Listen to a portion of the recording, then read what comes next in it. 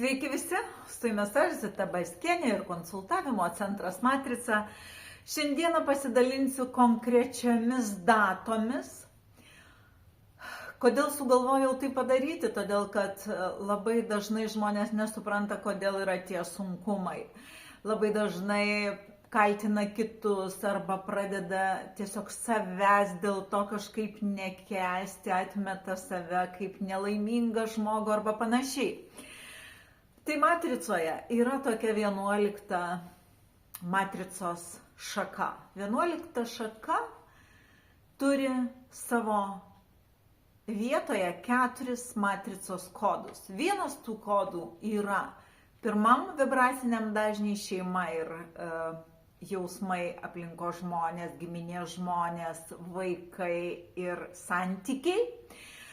Antroji tai jau yra intelektas, pažinimas, pasidalinimas, siekimas žinių. Trečioji yra finansai, tai savarankiškas finansų generavimas, verslas ir pasiekimai. Čia ir ketvirtoji laisvė ir kūryba. Tai tie kodai, 4 kodai, kurių datos yra jų daug, ne 4, bet jie visi patenka į tą 11 šakos zoną, jie visi savo gyvenime turės kovoti. Kai aš sakau žodį kovoti, tai sakau ne su kitais žmonėmis, ne kare, ne konfliktuose, ne teismuose, bet kovoti dėl savo pasiekimų. Čia niekada nebus paprasta, visada bus kliuviniai. Jeigu jūs esat pirmam vibraciniam dažniui, tie kliuviniai bus su šeima, su santykiais, su vyru, su vaikais, su giminėmis, su anytomis, mamomis, su palikimais per šitas rytis. Viskas bus čia.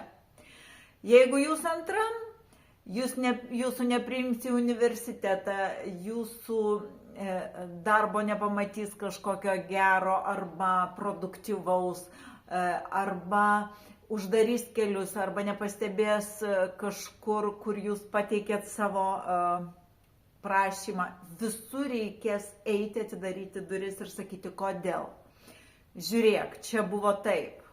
Kodėl man parašė tokį įvertinimą darbo? Žiūrėk, čia buvo taip.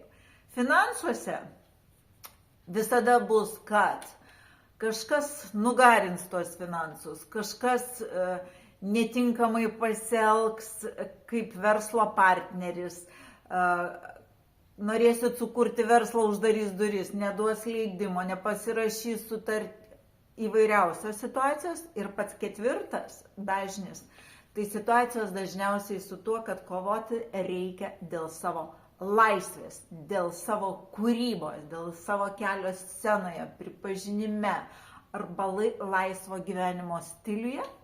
Nes visada kažkas norės jūs sustabdyti ir neleisti. Kodėl taip vyksta? Kad, žinom kas, tai kaip ir aš visada sakau, nieko nereiškia. O kai žinom kodėl, tai tampa aišku. Tai kodėlgi taip vyksta? Todėl, kad matricos 11 šaka duoda kodams užduotį išmokti, atstovėti savo poziciją ir pasiekti tikslų. Jeigu ji nemodeliuos tokių situacijų, jūs ir pamokos išeiti negalėsite, todėl kad sudėtinga situacija verčia jūs arba nuleisti rankas, arba kovoti. Kovoti gerąja prasme, siekiant tikslų. Jūs patys žinot, 11 rodiklis tai kovos ir siekimo tikslų ir pergalių ženklas. Tai variantus jūs turite 2. Arba kovoti, ir kai jūs kovojat ir siekėt savo tikslų, bet kurioje iš šių mano išvardintų situacijų, jūs visada sekančią kovą gausit mažiau sunkią. Ir taip gyvenime, kai mėgausitės savo tais sunkumų nugalėjimais, pagaliau brandoje neliks tų sunkumų. Arba jie bus, žinot, kaip sako, problema, kokį kokteilį išsirinkti. Tai va tokie jie gali likti, jie bus lengvi, nes perkritimai visada yra, bet pačiam aukščiausiam taške jie labai maži. O jeigu jūs atsisakysit siekti savo tikslo, kai jums kažkas sutrukdė, tada tie sunkumai atvirkščiai darysis vis didesni.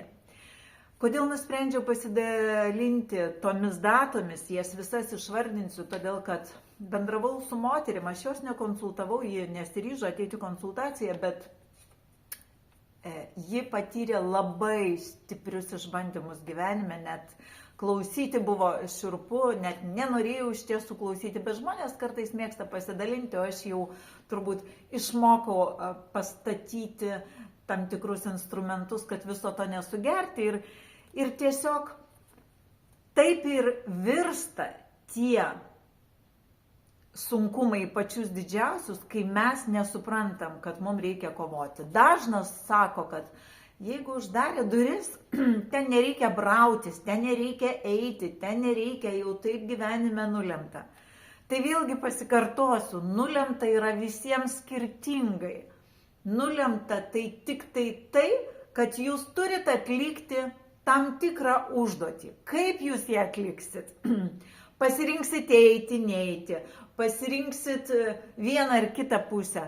To negalima nulemti, tai dieviška dalelė ir laisvos valios principas jūsų gyvenime. Jūs ir dėl to tik esat savo gyvenimo statytojas. Taigi, kai mes galvojam, kad reikia taip, uždarė duris ir neiti, ir esam šitame kode, kuriame 11 šakoje, juos išvardinsiu, matrica tai mato, kad jūs nenorit kovoti ir jų modeliuoja dar sudėtingesnė situacija.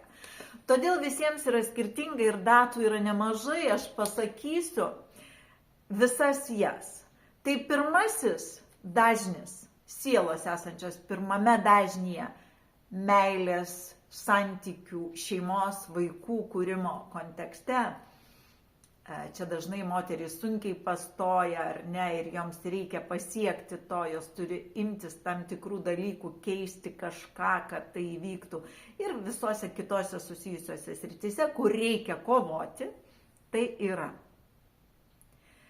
Liepos 30, rugpjūčio 28, rugsėjo 26, spalio 24 ir lapkričio 22. Kaip žinote, metai visai nesvarbu. Tam, kad žinoti kodą jo vietą matricoje, pakanka mėnesio ir dienos. Antrame dažnyje intelekto, žinių, savirealizacijos, krypties pasirinkimo, stojant į universitetus, įdarbinantis darbuose, kai jūsų intelektas reikalaus, tiksliau kodas reikalaus pakovoti už intelektą, tai datos yra šios. Sausio 29, vasario 27, kovo 25, balandžio 24, gegužės 21, birželio 19, liepos 17, rugpjūčio 15, rugsėjo 13, spalio 11, lapkričio 9 ir gruodžio 7.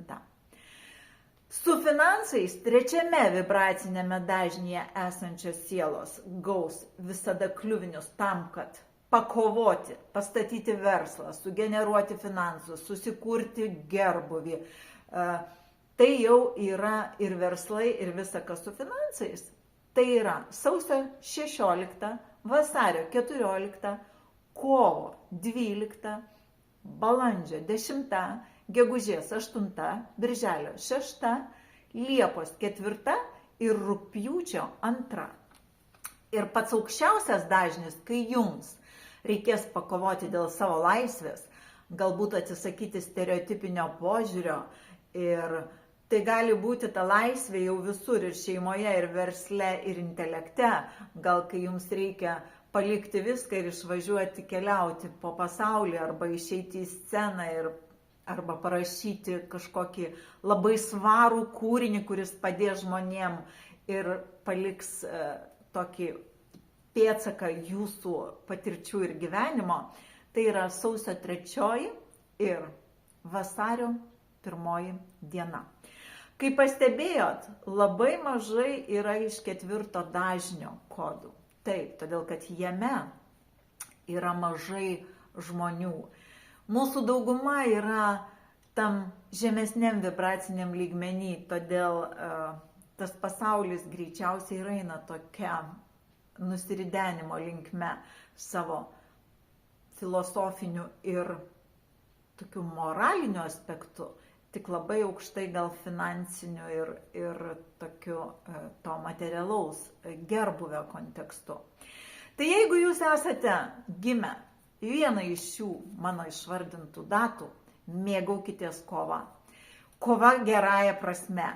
Čia blogai yra visa tai, kur jūs sužeisit kitą, sužalosit, padarysit jam kažkokį ar sveikatos pažeidimą, ar kaip tik perlipsit per galvą, neleisit eikit savo resursų ir siekit savo tikslo, jokių būdų nesukliudydami kitiems siekti tų tikslų.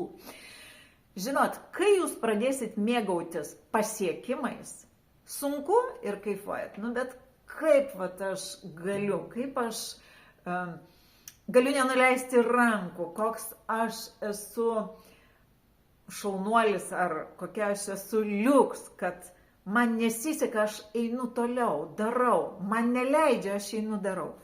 Va tada matrica vieną dieną nuims šiuos visus sunkumus, todėl kad tam, kad jį nuimtų, jį turi pamatyti, kad jūs išmokot kovoti už savo resursus, kelią, tikslus, pasirinkimus. Ir tada viskas stos į visai kitą poziciją ir tada galėsit rinktis kokteilį.